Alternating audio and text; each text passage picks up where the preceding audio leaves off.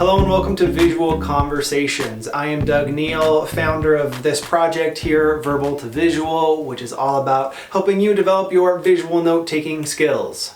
And I am Austin Goldberg, and I am a student here at Wayfinding Academy in Portland, Oregon, where I'm trying to figure out how to live a life on purpose.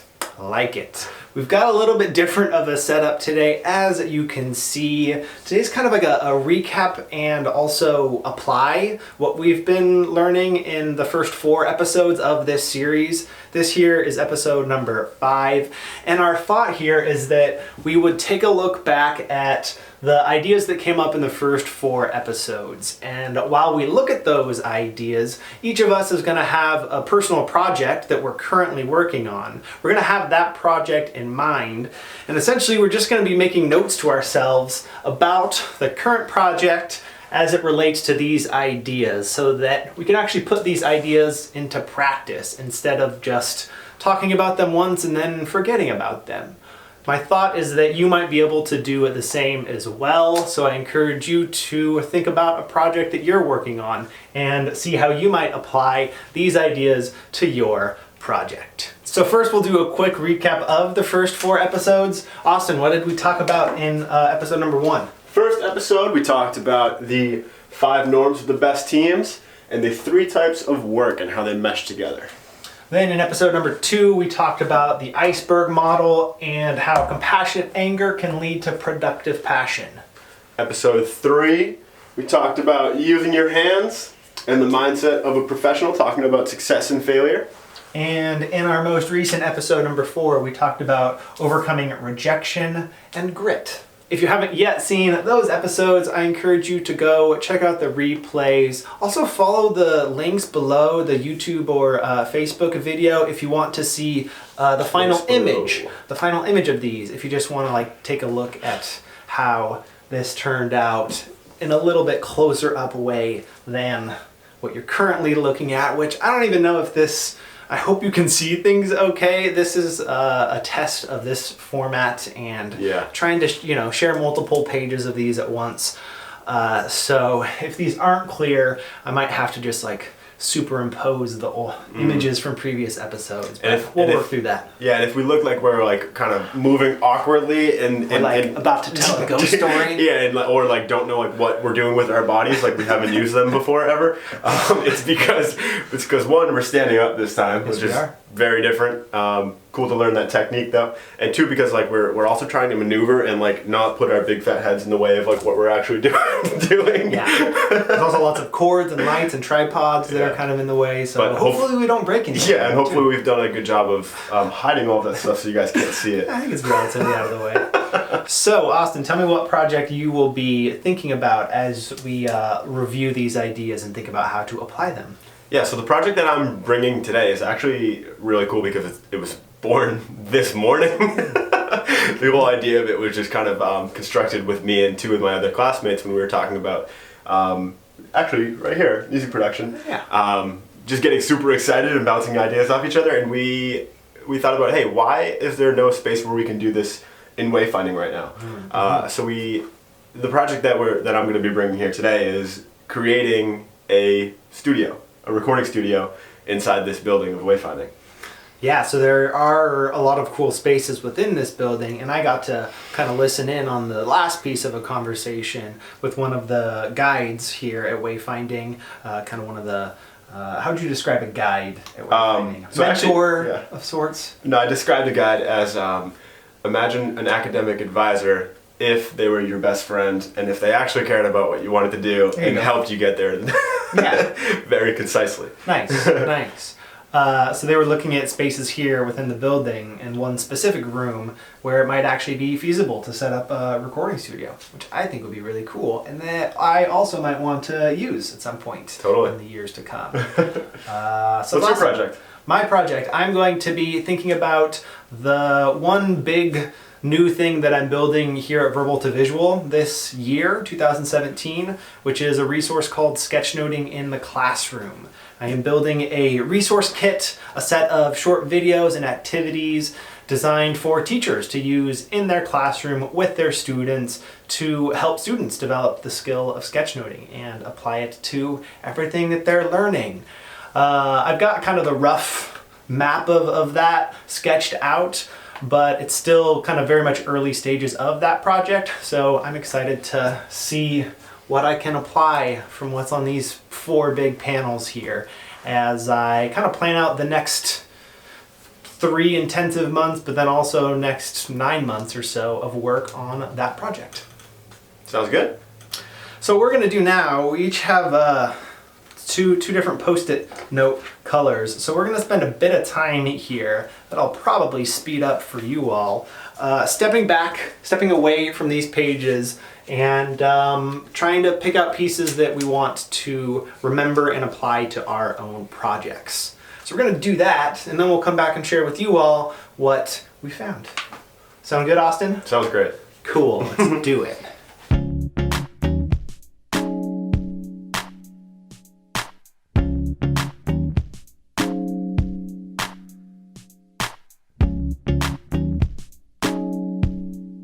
All right, welcome back. I hope you had an opportunity to do a little bit of comparing of these ideas to your project. We're now going to do a bit of sharing out, starting with Austin. So I'm going to get out of the way. I might ask some follow-up questions, but to start, Austin, turn it over to you. Okay, cool. All right, so this first one that I've got here relates to this conversation we had about using our hands.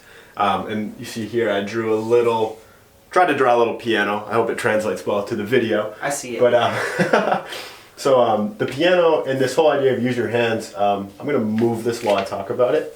But in this third episode, when we talked about using our hands, we talked about the process that I usually go through or can sometimes get into when I feel kind of stuck and I'm doing all of this mental work and I'm not moving my body enough and I'm getting really stressed out. And that's actually something that happened to me this last week. I was just super in my head, had a lot of projects that are due pretty soon, just getting super stressed and was in my head sitting down the whole time. Until I remembered that down here in this office, Doug had a little MIDI controller. Did you guys remember that from one of the early episodes? We showed you guys. Just a little piano that we use for music production. So I broke that out and I was like, I need a break. So I played around on that a little bit and two of the classmates, Ian and Derek, kind of flocked over to me and we all just kind of collaborated and we're making all these funky noises and sounds and music and we got moving and then this led to this whole idea of this project that we're now taking on, which started today and yesterday of hey, we should have a space where we can do this regularly. We should make our own studio here. So we had used our hands and we got this cool idea, hey, we want to build this studio here at Wayfinding and make music all the time here. And this got me thinking about the iceberg model because the thing that we wanted to do, this event, the thing that we could see, the thing that was actually tangible here was making music. This would go right here, this little tip of the iceberg that we could see. And at least I never really thought about the fact, how much actually goes into making music, this final product, this final outcome of this music that you created.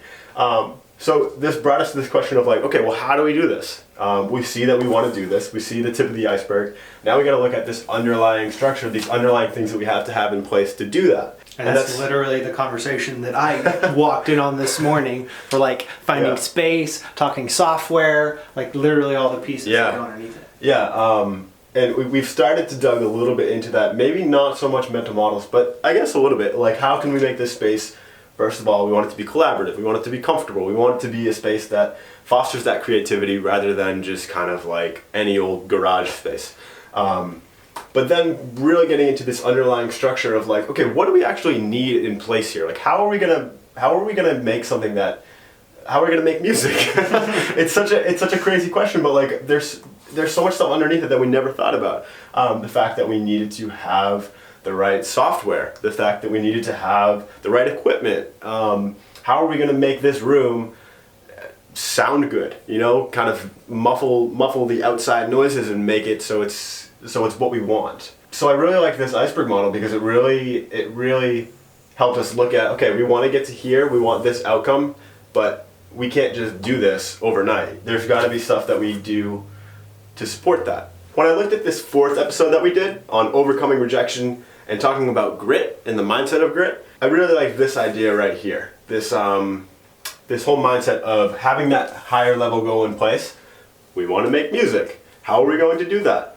Realizing that, hey, we're going to have to get pretty creative here if we want to deal with these constraints that we have. We've got money constraints, we've got time constraints, we've got just constraints in general about our resources. So kind of realizing that to tackle this part, to tackle this base of the iceberg that we want to do, to get all of these things in place to actually get to that high level goal of just creating awesome music and having fun with it, we realized that, hey, we're going to have some grit here.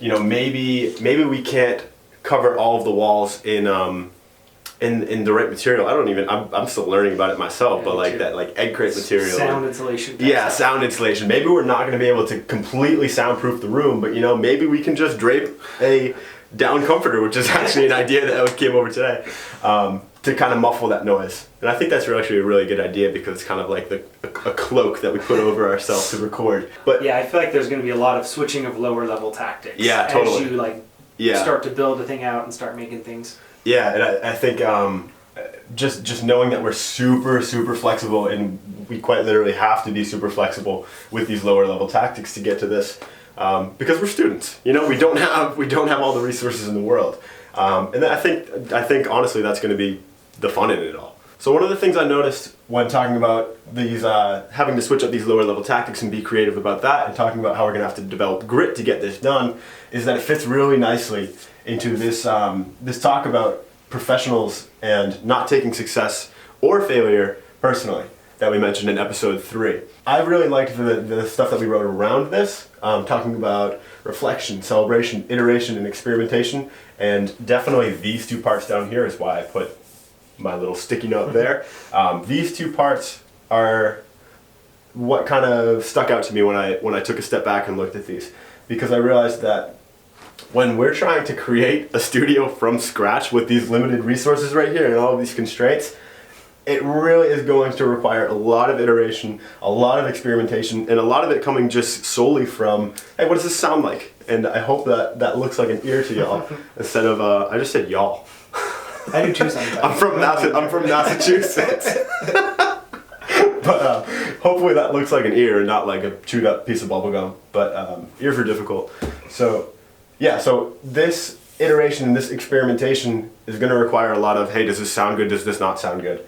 And adjusting from there. So in that aspect, I mean, we got to take this lightly. I mean, if we're getting super serious about, oh man, we just failed this, like, that's not the point of why we're doing this. We're doing this to have fun, to relax, to kind of get out of that space of always typing on our computers and writing stuff down and being in our heads. We really shouldn't have to take this stuff personally, because it's just a process to really kind of let our creative juices out over the course of a day. And lastly, I wanted to tie this project that we're taking on back into our very first conversation we had, talking about the 3 types of work, because I think it's pretty relevant in the stages that we're going to go through when we actually implement this project.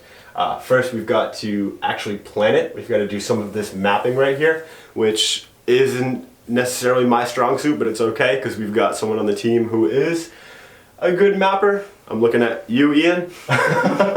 And we've got to plan out. We've got to say, hey, okay, what kind of materials do we need? Talk about our resources, all of that kind of stuff, and then kind of bring it down into this making a little bit. Say, okay, we got to actually start building this stuff. We can't keep talking about it. We know what we need now. Let's go out and get it and build it and do it and just start making music. So this is the fun part right here, and it actually is pretty cool how we've already got music production right there. Way back in episode 1. Too. Way back in episode 1, Full it's like we knew this was gonna happen. But that was a joke, by the way. We didn't actually know it was gonna happen. So once we've done this making part, I think that the direction of this is going to be super playful and stuff, but I think the fun of creating music is sharing that with other people as well. If I make something really funky, so I made something this morning with like a little frog noise, and I showed Doug right before we got in here. It was great. But like, what's the fun in that? What's the fun in creating that and then not being able to share that with other people? I think that's the funnest part for me. That's where I get all that excitement and energy from. So hopefully we can get through this mapping part unscathed. It's a little bit difficult for me. Make this, have a lot of fun making the space how we want it to be, and I'm talking about like lava lamps and like stuff on the walls and just like making it fun and making it a really cool, productive, creative environment. and bringing this into this meshing. How are we going to share this with other people, and how can we get other people excited about it as well? And I think that's maybe not as important with our project, but just enjoying that process of sharing what we did and being proud of it as well. So now that I've shared a little bit of my plan and how it ties into what we've been talking about, I want to tag out here and introduce Doug Neill. Woo! Coming in. Watch out for lights and microphones and everything. Okay, so as I mentioned, the project that I am thinking about is a resource called Sketchnoting in the Classroom. And 3 of the things that I have shared are related to the process of making that resource, kind of like the underlying approach to developing a resource like this. And the other 2 are kind of more directly related to the resource itself. So first I'm going to start with the underlying pieces. The first thing that I want to pay attention to is this idea of the iceberg model. And in my case, the events, the things on the tip of the iceberg, will be the final videos and activities that I send out to the teachers. But underlying that, I'm giving myself the opportunity to spend a decent amount of time on the foundation, on the structure underlying these resources, because for me, I know that once I have enough clarity around not only the big picture goal of a project, but also its underlying structure, and I feel good about that structure, it makes it so much easier to plug away at however many hours of work it will take to actually record the videos and edit the videos and make the worksheets and all of those other pieces. So I'm giving myself time at this point in the development of the project to make sure that I feel really good about the underlying structure of it. And I also want to share what that structure is looking like with the folks who have already signed up for the pilot program, which brings me to the second point here related to the 5 norms of the best teams. Even though technically I might not be working with a team every single day, that is a little bit what this project feels like, since I am actively requesting feedback from educators who will be using these resources in their classrooms. So I'm trying to keep these ideas in mind, and I just made a note to myself simply to communicate. That's one of the things I want to make sure I'm doing in the months to come, sharing the progress, sharing the underlying structure, getting feedback at various steps along the way so that I make sure the thing that I make is as useful as possible. And I think in particular what these specific ideas are going to help with is in making sure that I'm not just sending out kind of vague updates that aren't all that helpful, but actually communicating in a specific enough way that actually leads to psychological safety on the part of the person sharing with me their ideas, so that they feel like they're comfortable adding their critique or adding in their own idea. Because I think the more time I spend making sure I'm communicating clearly, the better the feedback will be and the more of a positive impact that will have on the actual resources that I'm creating. And that actually leads pretty well into the next point, which is related to overcoming rejection. The note to myself that I made here is round 1 feedback. I've built into the development of this resource a couple places for feedback. The first of which will be in the middle of summer 2017. And I include that in the overcoming rejection section of our visuals here, just because I need to make sure that there might be a lot of things, or at least a few things, that folks don't like about the first set of resources that I put out there. And I think I just need to know that going in, mention that up front, that that's a possibility. Again, being open to asking why things are or aren't working, and just having a little bit of fun with it too, and being willing to iterate on it over time to ultimately make something that's really cool and useful. And I think more than anything else, like not letting kind of little hiccups along the way stop me or drain me completely from the overall goal of what I'm doing here, which is making super powerful resources by the start of the next school year. So might have to overcome some pieces of rejection to get there. So those 3 pieces kind of relate to how I am approaching the development of the project as a whole. The next 2 are specific to the activities that I'm designing for students and teachers to use in a classroom setting.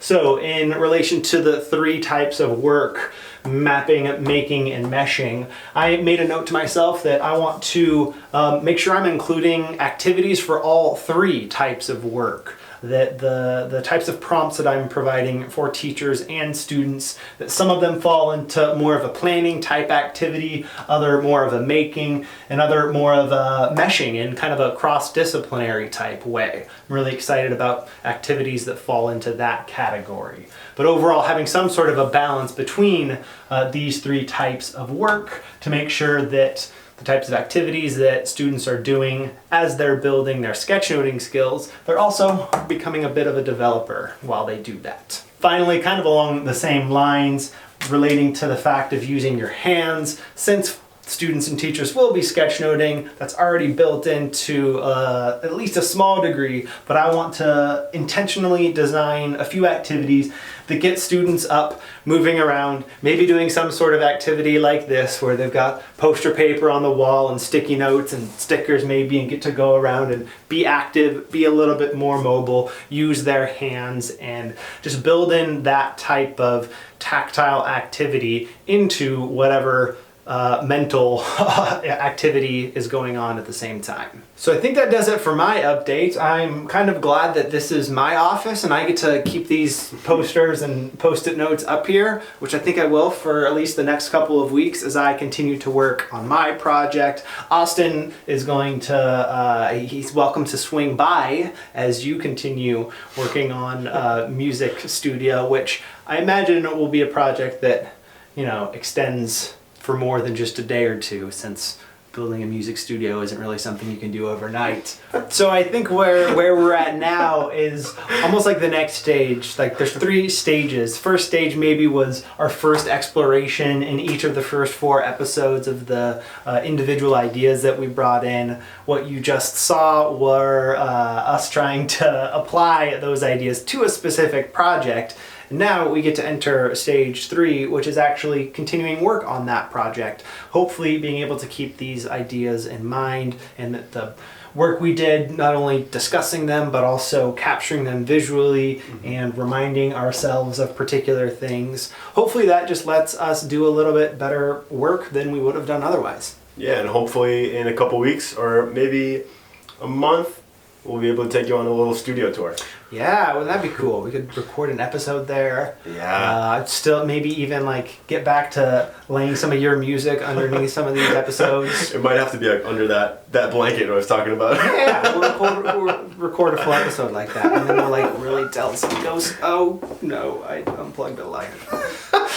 What were we talking about before that light went out? I don't know, the lights went out in my head too. Oh yeah, music studio tour. Oh yeah. In the future. Ghost stories. And I haven't even, and ghost stories. Yeah, that's what you're talking about. And I haven't even done like a full office tour. There's a couple more things I want to like get in place here, but then eventually I might do a tour of the office as well. You guys have seen most of it. It's not that big of an office. So with that, I think we'll wrap up for episode number 5 here. This is kind of a fun aspect of it too, that we kind of have different rounds. This is kind of wrapping up round 1. In round 2, we've already started talking about what we might do differently. I think the first thing we're going to try is, instead of bringing in 2 ideas each time, just bring in a single idea. We'll just kind of alternate. One of us will bring an idea in one episode, the other the next episode, so that they're a little bit shorter episodes, a little bit more focused, hopefully more enjoyable and easier for you to watch as well. So with that, we'll say bye for now. Hope you enjoyed this episode, and we'll see you next time. See you later.